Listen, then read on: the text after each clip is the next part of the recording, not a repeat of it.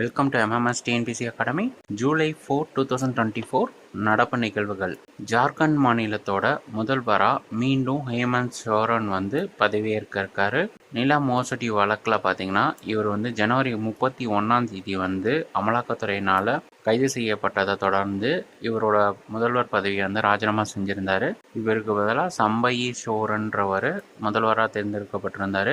June 28 இவர் சிறையிலிருந்து விடுவிக்கப்பட்டதும் JMM சட்டப்பேரவை குழு தலைவராக இவரை ஒருமனதாக மீண்டும் தேர்ந்தெடுத்ததுனால இவரே இப்போ முதல்வராக மீண்டும் பதவியேற்க உள்ளதா கட்சி வட்டாரங்கள் தெரிவிக்கின்றன. தமிழ்நாடு உள்ளாட்சி அமைப்புகளில் முறைமன்ற நடுவராக மகேசன் காசிராஜன் இன்று பதவியேற்கிறார்.